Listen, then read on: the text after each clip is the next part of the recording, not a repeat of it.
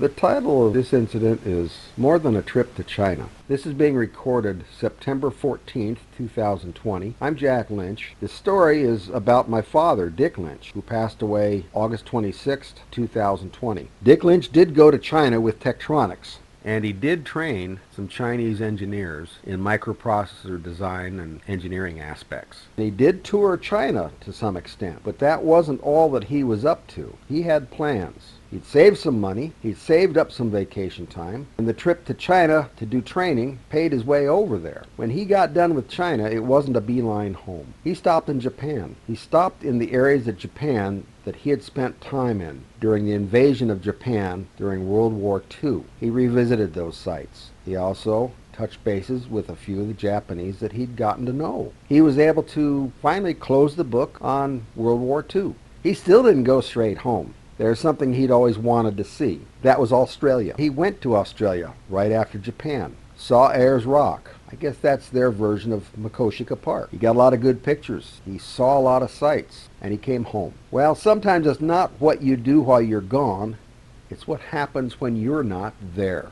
I was a 30-year-old at the time. I was married. But Dad asked me, would you keep an eye on the home in Lake Oswego and my mom and Grandma and Valerie and take care of things. Something happens, something needs done or whatever, you're the guy that's got the authority to do it. I said, sure, fine. The day after he left for China, I was at the folks' house in Lake Oswego. That's a hoity-toity little town. People there think that they're rich, they think they're entitled, and most of them aren't. We had a neighbor in back that was a troublemaker. You know the kind of people, that kind of lady that will call the authorities on any little thing just to be able to make life difficult. Well, that's what we had out in back. Out in front of the house, my dad had a log truck load of alder logs delivered. The timing was bad.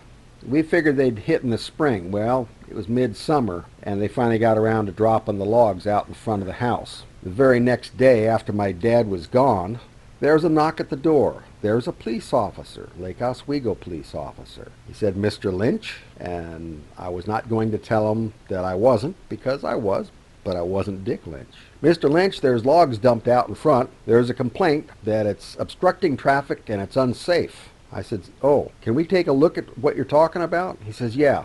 I put on my shoes. I walked with him down to the road. He said, yeah, this log pile's in the right-of-way. And I asked him, so where is the right-of-way here? And he said, the right-of-way extends to 8 inches past the end of the pavement. I said, so 8 inches of that gravel next to the pavement is Lake Oswego, and everything else on the other side of it is ours. He says, yeah, exactly. I looked at the pile. I looked at the right-of-way. I took a rock and I drew a little line in the sand, as you'd put it. I said, so this is where the right-of-way is? And he says, yes. From that pile of logs, there was a branch, a little bit bigger round than your thumb. And it stuck out from those logs, and it hung over the right-of-way by 3 inches. That's all that was in the right-of-way. I said, so this branch is hanging over, it's in the right-of-way. And he says, yes. And I said, and the rest of the wood pile here isn't. It's on our land. He says, yes, but the neighbors would be a lot happier if you just got this stuff out of here. And I asked the question, so is this a legal requirement that I take this out of here right now? No, it's not a legal requirement. I asked him, is that lady up in back there the complainer on it? He shook his head up and down, yes. And he says, I'm not at liberty to tell you. We both understood. I obliged the police officer and said, I'll take care of the wood that's on the right-of-way right now. Got my dad's chainsaw, fired it up, and I cut that little offending branch back about 4 inches on our side of the right-of-way. The cop left, not to return. My dad came home weeks later. My plan was that I would start cutting on the wood pile, get most of it taken care of by the time he came home. But with this complaint, that put the brakes on that. I wanted to know what my dad would tell me to do.